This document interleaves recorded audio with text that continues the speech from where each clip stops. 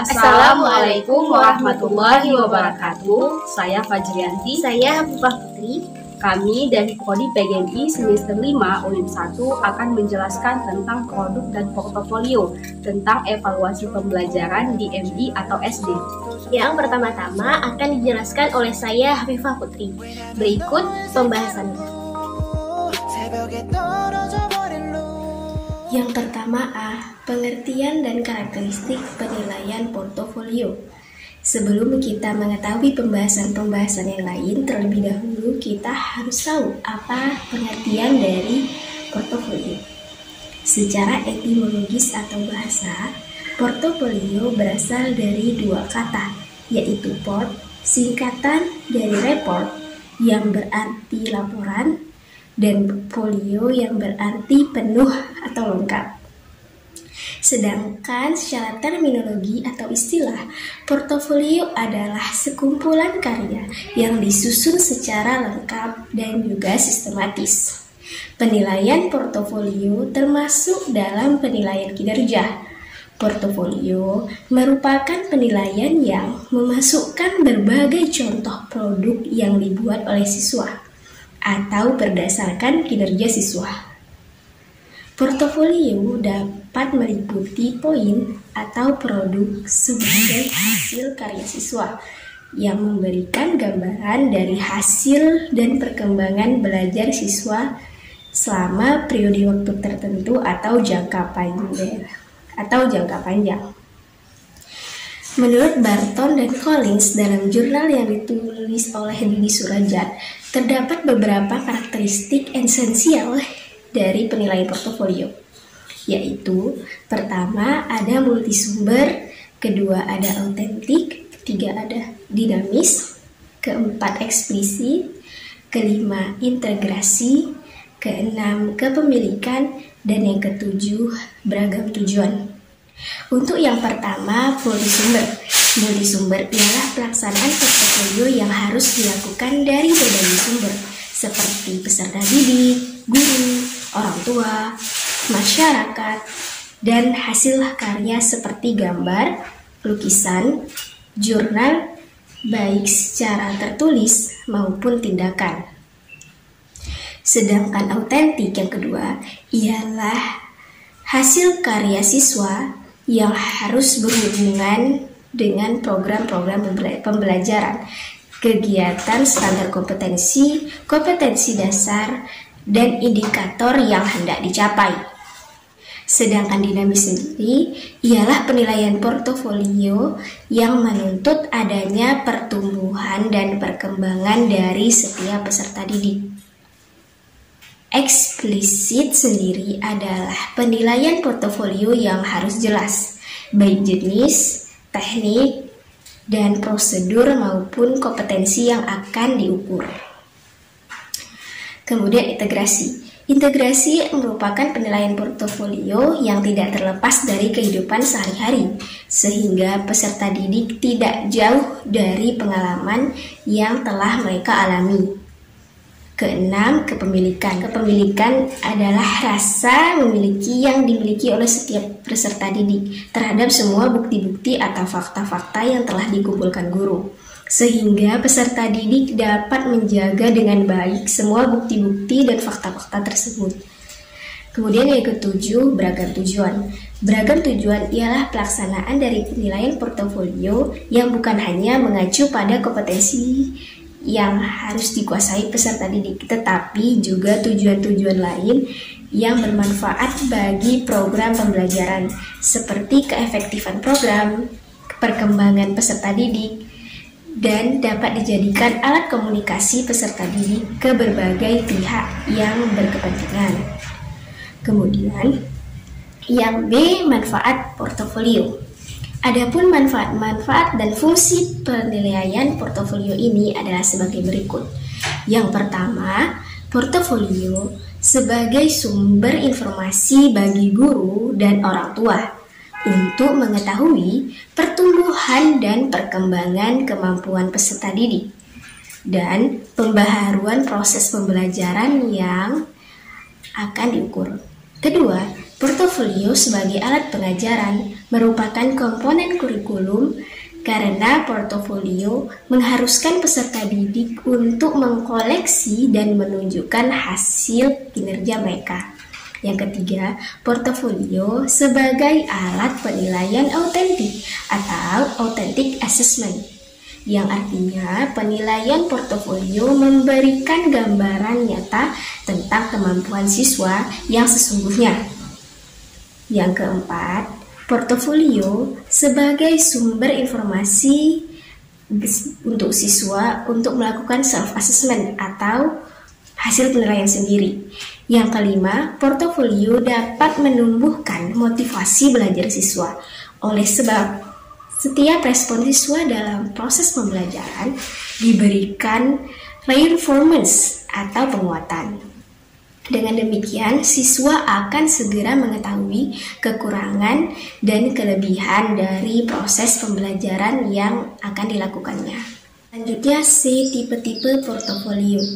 Pada dasarnya, terdapat tipe-tipe portofolio seperti portofolio proses dan portofolio produk. Untuk portofolio proses sendiri ialah portofolio yang menunjukkan tahapan belajar dan menyajikan catatan perkembangan peserta didik dari waktu ke waktu.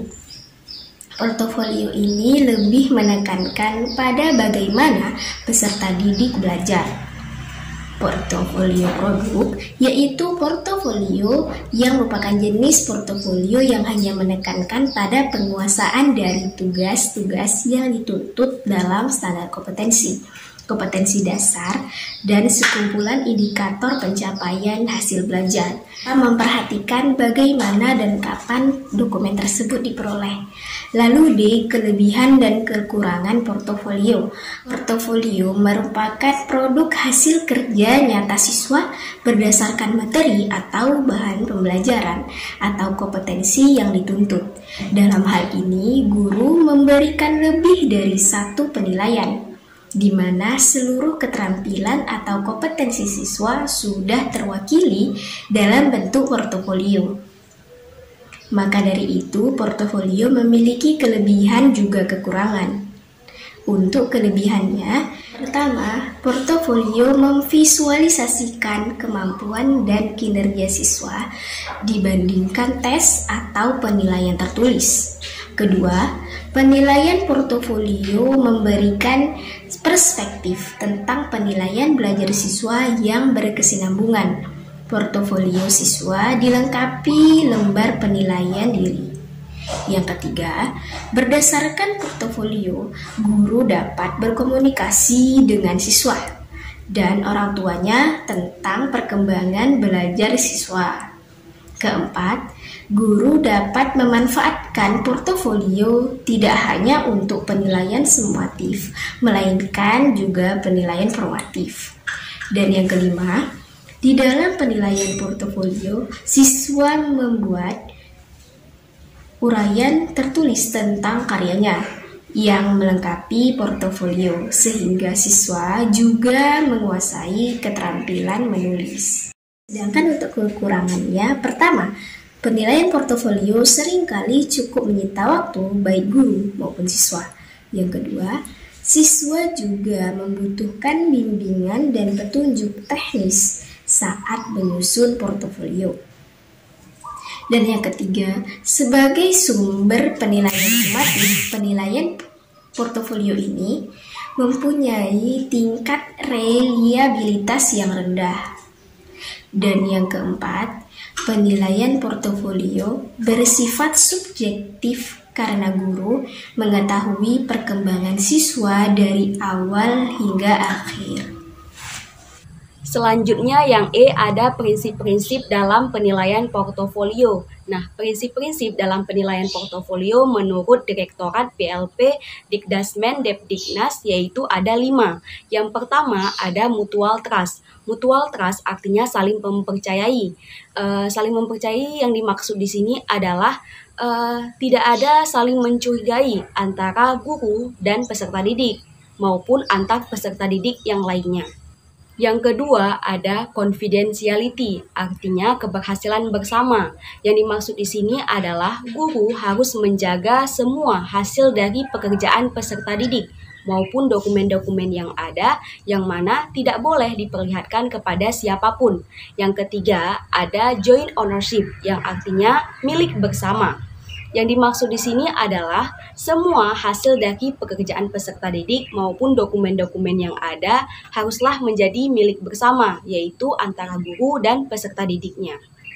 Yang keempat ada satisfaction, artinya kepuasan, yang mana semua dokumen yang ada haruslah dalam rangka pencapaian standar kompetisi, kompetisi dasar, dan indikator yang mana harus memuaskan daripada semua pihaknya.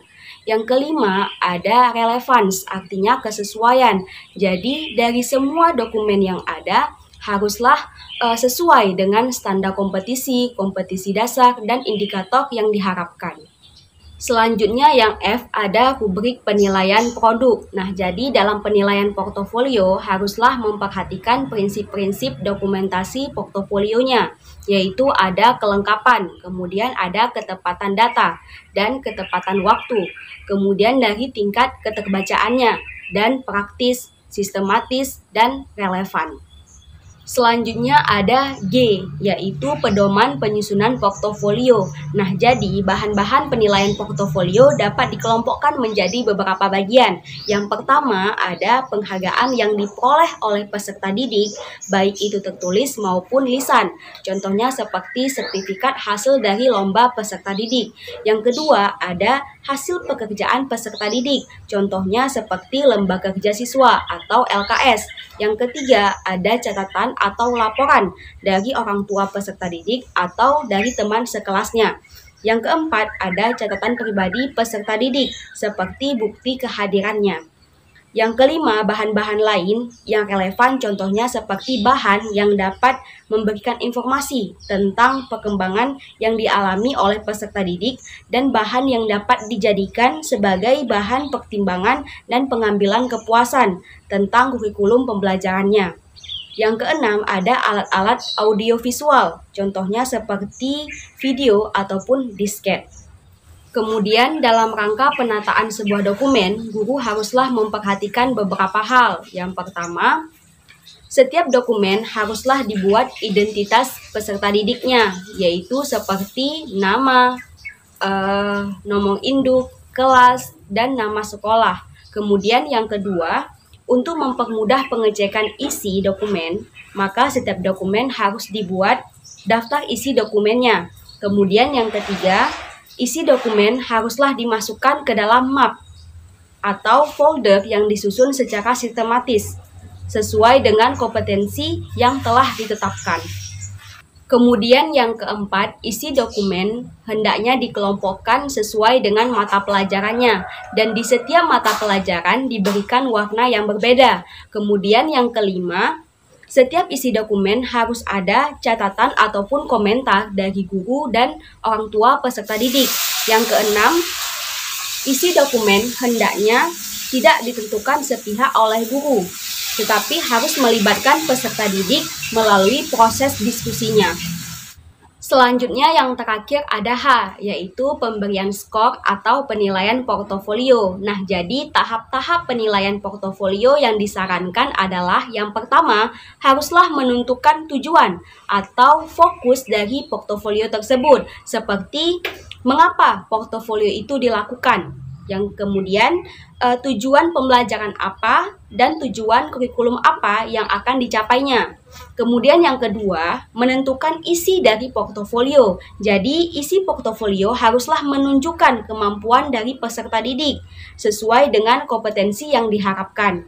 Kemudian yang ketiga, mengembangkan kriteria penilaian. Nah, jadi kriteria penilaian haruslah dirumuskan dengan jelas, baik yang berhubungan dengan proses pembelajaran maupun hasil belajar yang diharapkan. Kemudian yang keempat, menyimpan di tempat yang tepat. Jadi, portofolio haruslah disimpan di dalam map, album, ataupun media penyimpanan yang lainnya. Kemudian yang kelima, menyusun format penilaian. Nah, sebagaimana isi dari kriteria penilaian, maka format penilaian pun harus mengacu pada tujuan. Selanjutnya yang keenam ada hasil akhir dari kerja peserta didik dapat dinikmati oleh peserta didik maupun orang lain. Artinya, portofolio menunjukkan perkembangan hasil dari belajar siswa, yang mana maksudnya siswa ataupun orang lain dapat melihat ide-ide ataupun gagasan awal berkembang ke proses pembuktian dari pengerjaannya, kemudian kepada hasil akhirnya. Kemudian yang ketujuh, memberikan kesempatan kepada peserta didik untuk memperbaikinya. Jadi siswa yang belum mendapatkan nilai sesuai dengan kriteria ketuntasan berhak memperbaiki portofolionya. Akan tetapi, perbaikan tersebut haruslah berdasarkan kesepakatan mengenai waktu perbaikan ataupun jenis perbaikannya yang dapat dilakukan siswa untuk memperbaiki perkembangan dari hasil belajarnya. Demikian pembahasan materi kami tentang produk dan portofolio. Bila ada salah, kami mohon maaf. Kami akhiri dengan wassalamualaikum warahmatullahi wabarakatuh.